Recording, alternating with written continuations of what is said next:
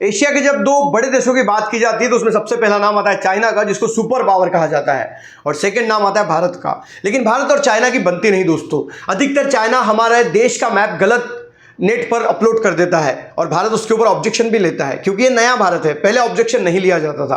अब भारत ने नया कारनामा कर दिखाया है। जी हाँ दोस्तों, चाइना को चाइना के लैंग्वेज में ही जवाब दिया है।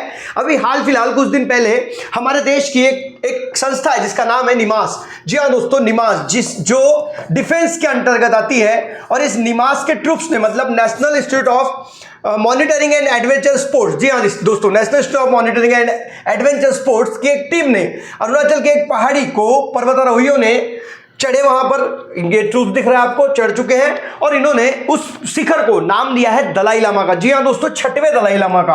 अब ये जो 6वें दलाई लामा है, आपको पता होगा कि जो तिबेटियन हैं, जो भारत आ चुके थे दलाई लामा के साथ, है ना, जब चाइना ने तिबेट पे हमला किया, आज धर्मशाला में उनकी बहुत बड़ी संख्या में लोग वहां पर हैं और भारत ने सपोर्ट किया हुआ है।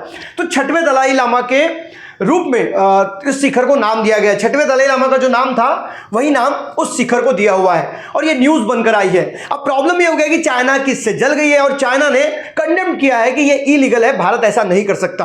वाह रे भैया, जब आप हमारे देश के मैप को गलत बता दे, आप अरुणाचल प्रदेश को अपने देश का हिस्सा बता दे, इतना ही नहीं तो अरुणाचल प्रदेश के कुछ शिखरों का नाम, कुछ पिक्स का नाम अपने मन से ही रख दे, तो सब कुछ जायज है। लेकिन जब हम रियल में तकनीकी रूप से कोई चीज को करते हैं तो चाइना की जल जाती है, क्योंकि भारत को हमेशा वो अग्रेशन दिखाते आया है और भारत बैकफुट पे था। लेकिन ये नया भारत है और नया भारत बैकफुट पे नहीं रहता है दोस्तों। अब चाइना को चाइना की भाषा में जवाब देना भारत को आता है, इसीलिए भारत ने बड़ी संख्या में बॉर्डर पे अपने सैनिकों को डिप्लॉयड तो किया ही है, साथ में बॉर्डर रोड ऑर्गेनाइजेशन इतने स्पीड में काम कर रही है कि पूरे हाईवेज हम बॉर्डर्स पे बना रहे हैं ताकि हमारी सेना आसानी से बॉर्डर तक पहुंच सके, और इस बात से चाइना की जल रही है। जिस प्रकार से यूएनएससी में वीटो भारत को मिलने वाला है, उसका विरोध चाइना करता है, क्योंकि भारत, चाइना को पता है कि एशिया में भारत ही एकमात्र ऐसा देश है जो चाइना को काउंटर कर सकता है। जी हाँ दोस्तों, अमेरिका के बाद।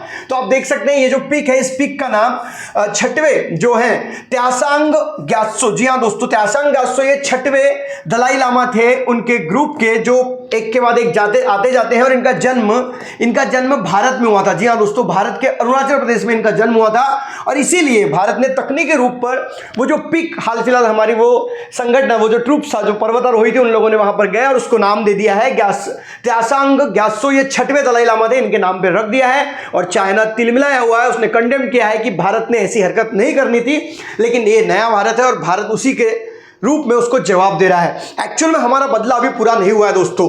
ये जो शिखर है ये लगभग 20,942 फीट ऊंचा है।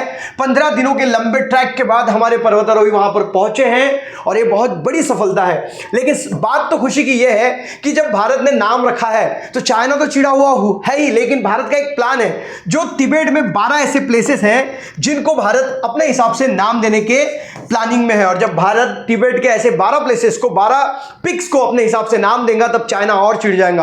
अब आपको लगेगा कि चाइना और भारत में युद्ध हो जाएगा, नहीं दोस्तों, क्योंकि इतना आसान नहीं, क्योंकि दोनों ही देश न्यूक्लियर पावर से परिपूर्ण है। अगर नुकसान होगा तो दोनों देशों का होगा, और बहुत बड़ी मात्रा में होगा। पूरी दुनिया नहीं चाहती कि चाइना और भारत का युद्ध हो, है ना। तो ये अब जो भारत है, चाइना को उसी के लैंग्वेज में जवाब देना सीख गया है। अब इसीलिए चाइना एग्रेशन नहीं दिखाता है। जिस प्रकार से डोकलाम में घटनाएं हुई और भारत ने अपनी बड़ी संख्या में वहां पर सेना को डिप्लॉय कर दिया, चाइना को यह लगा कि भारत बैकफुट पे आ जाएगा और अपनी सेना हटा लेगा, या भारत अपने निर्णय से पीछे हट जाएगा। जिस प्रकार से भारत ने टिकटॉक को बैन किया, आज बहुत सारे देश अभी भी डिसीजन लेने में आगे पीछे देख रहे हैं कि टिकटॉक को बैन करें या ना करें। लेकिन भारत ने चाइना को दो टूक जवाब दे दिया है कि हम अब झुकने वाले नहीं है, क्योंकि नया भारत झुकाने वाला है। वीडियो अगर अच्छी लगी तो वीडियो को लाइक करें, चैनल को सब्सक्राइब करें। मिलेंगे अगले वीडियो में, तब तक के लिए अलविदा, जय हिंद, वंदे मातरम।